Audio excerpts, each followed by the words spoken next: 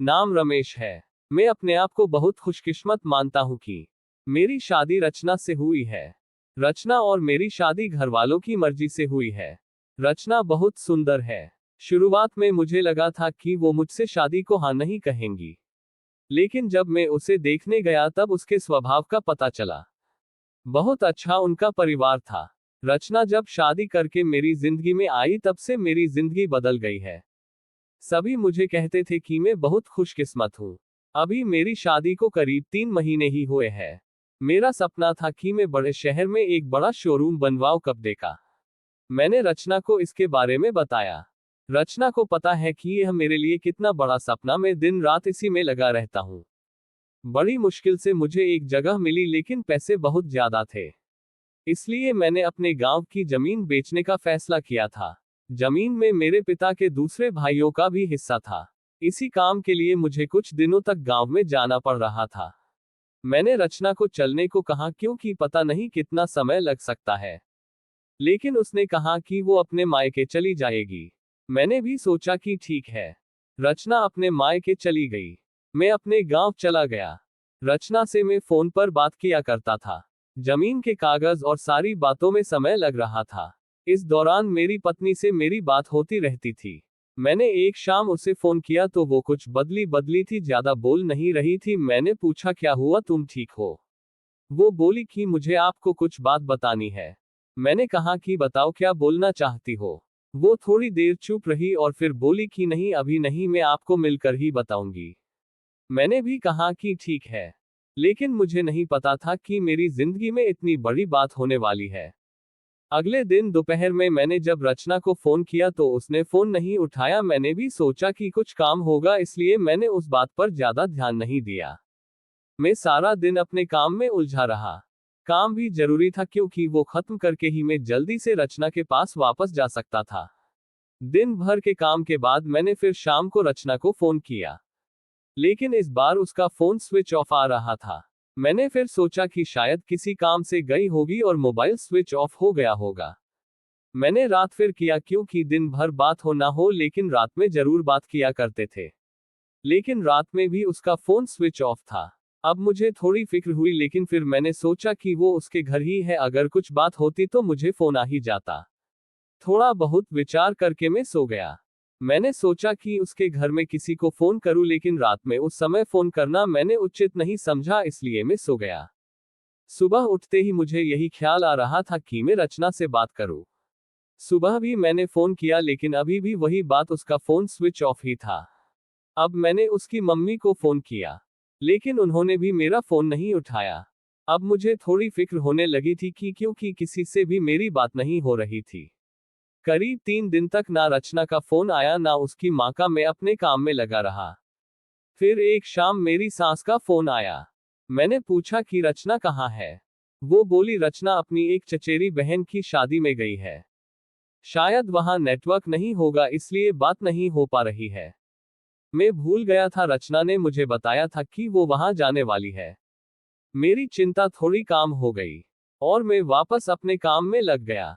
रचना वहां 5 दिन रुकने वाली थी, इसलिए मैंने सोचा कि शायद 5 दिनों तक मेरी रचना से कोई बात नहीं हो पाएगी। मेरा काम भी लगभग खत्म हो गया था। मेरे हाथ में पैसे 2 से 4 दिन में आने वाले ही थे। जैसे ही मेरे हाथ में पैसे आए मैं वहां से निकल गया। वहां से निकलने के बाद मैं सीधा अपने पत्नी के घर ही गया, उसे लेने के लिए। जैसे ही मैं वहां पहुंचा, मुझे देखकर मेरी सास खुश होने के बजाय डरी हुई दिखाई दी। मैं थोड़ी देर वहां बैठा। उनसे पूछा कि रचना कहाँ है। वो बोली कि वो अभी आई नहीं है। मैंने बोला कि आई नहीं है, अभी तक उसका फोन भी नहीं लग रहा। मैंने कहा कि आप मुझे वहां किसी का नंबर दे दो, कितने दिन से रचना से बात हुई नहीं है। वो कुछ देर सोचती रही, फिर बोली कि अभी मेरे पास नहीं है, मैं आपको किसी से पूछ कर देती हूँ। करीब 8 दिन हो गए थे मुझे रचना से बात किए। मुझे रचना पर भी गुस्सा आ रहा था कि उसका फोन स्विच ऑफ क्यों है। साथ उसका फोन काम नहीं कर रहा तो वो किसी के भी फोन से बात कर सकती, लेकिन उसने मुझसे बात नहीं की। मैंने सोचा था कि जब वो आएगी तो उसे जरूर डांटूंगा। मेरी सास का फोन नहीं आया। करीब 12 दिन हो गए मैं उनके घर वापस गया, लेकिन अब वो भी घर पर नहीं थी। ना ही मेरा फोन उठा रही थी। अब मेरे मन में बहुत सारे विचार आने लगे कि आखिर बात क्या है जो रचना और उसके घरवाले मुझसे इस तरह का बर्ताव कर रहे हैं। मैंने उन्हें मैसेज किया कि अब मैं पुलिस के पास जाऊंगा। मेरी इस धमकी से शायद वो डर गई और उनका फोन आया। बोली कि बेटा मैं तुम्हें कुछ बताना चाहती हूँ, तुम घर आ जाओ। अब मेरी चिंता बढ़ती जा रही थी। ऐसी क्या बात है जो ये सब मुझसे छिपा रहे हैं। मेरी पत्नी ने मुझसे 20 दिनों से बात नहीं की थी। मैं अगले दिन उनके घर गया, मेरी सास का मुंह उतरा हुआ था। मैं बहुत गुस्से में था। मैंने जाते ही उन्हें जोर से चिल्लाते हुए पूछा कि कहाँ है रचना। मेरी सास मुझसे बोली कि बेटा अब मैं जो तुम्हें बताने वाली हूँ उस पर तुम्हें विश्वास नहीं होगा, लेकिन यही सही है। वो बोली कि रचना किसी के साथ भाग गई है। मुझे मेरे कानों पर विश्वास नहीं हुआ कि मैंने क्या सुना। मैंने बोला आप कुछ भी बोलोगे और मैं मान जाऊंगा। वो बोली बेटा यही सच है। तुम्हारी शादी के पहले उसका एक प्रेम प्रसंग था। जब वो वहां गांव में अपनी बहन की शादी में गई तो उसे वो वहां मिल गया और वो मौका देखकर वहां से भाग गई। मैं जानती हूँ कि तुम उससे बहुत प्यार करते हो, लेकिन अब यही सच है, तुम्हें उसे भूलना होगा। हम लोग पुलिस के पास नहीं गए, नहीं तो बदनामी होगी। इसलिए हम इस बात को तुमसे छिपा रहे थे। रचना मेरे साथ 3 महीने तक रही थी। जितना मैं उसे जानता था वो ऐसा नहीं कर सकती थी। लेकिन उसकी माँ ये कह रही थी तो मैं कैसे ना मानता। मेरा मन अभी भी मानने को तैयार नहीं था। मेरी सास मेरे आगे रो रही थी, माफी मांग रही थी। इतनी बड़ी बात मेरे घर वालों को पता चली तो उन्हें भी विश्वास नहीं हुआ। रचना स्वभाव से बिल्कुल ऐसी नहीं लग रही थी। रचना की मां को देखकर मैं और मेरे घरवाले चुप रह गए। हमने कुछ बड़ा कदम नहीं उठाया। मैं अपने साथ हुए इस धोखे को बर्दाश्त नहीं कर पाया। मैंने रचना को बहुत प्यार किया और मुझे कुछ भी हासिल नहीं हुआ। रचना नाम से मुझे नफरत हो गई। मेरी जिंदगी पर इसका बहुत असर हुआ। मैं जो शोरूम की शुरुआत करने वाला उसके लिए मेरे पास अब सब कुछ आ गया था। लेकिन फिर भी मुझे अब कुछ करने का मन नहीं हो रहा था। किसी के साथ इतना बड़ा धोखा हुआ तो कैसे खुश रह सकता है। मेरे घरवाले मुझे संभाल रहे थे। मैंने उससे बहुत ढूंढने की कोशिश की। मैं चाहता था कि वो मुझे मिले तो मैं उससे पूछूं कि आखिर उसने मेरे साथ ऐसा क्यों किया। धीरे धीरे समय बीतता गया। उसे गए अब 7 महीने हो गए थे और मैं भी उसे भूलकर अपनी जिंदगी में वापस बिजी होने की कोशिश करने लगा। मेरा उसके घर यहां से जाना हुआ। ऐसे ही मेरा ध्यान उनके घर की खिड़की पर पड़ा। मुझे दिखाई दिया कि खिड़की में रचना है। एक झलक सी मुझे दिखी। मैंने उसी समय उनके घर का दरवाजा बजाया। मेरी सास ने दरवाजा खोला और वो मुझे देखकर ही डर गई।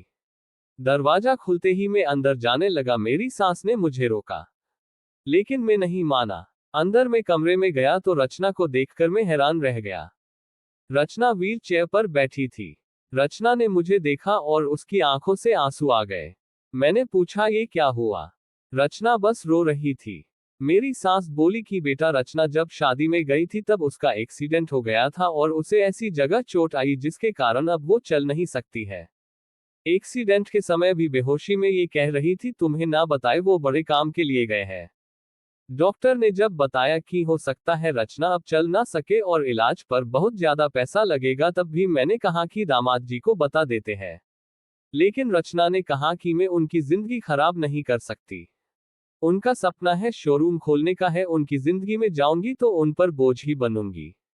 इसलिए रचना ने ये झूठ तुम्हें कहने को कहा ताकि तुम उसे भला बुरा कहकर उसे भूल जाओ, उससे नफरत करो।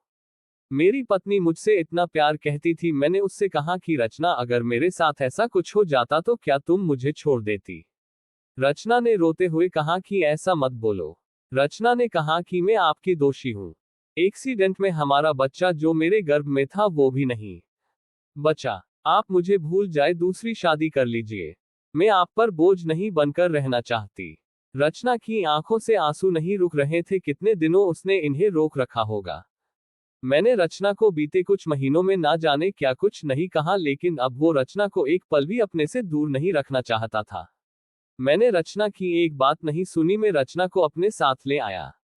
अब कोशिश यही है कि वो फिर से चल सके। मैंने मेरा शोरूम बेच दिया और अच्छे से अच्छे अस्पताल में रचना को दिखाया है। उम्मीद की किरण दिखाई दे रही है। बस मैं यही चाहता हूं कि वो फिर से अपने पैरों पर खड़ी हो जाए।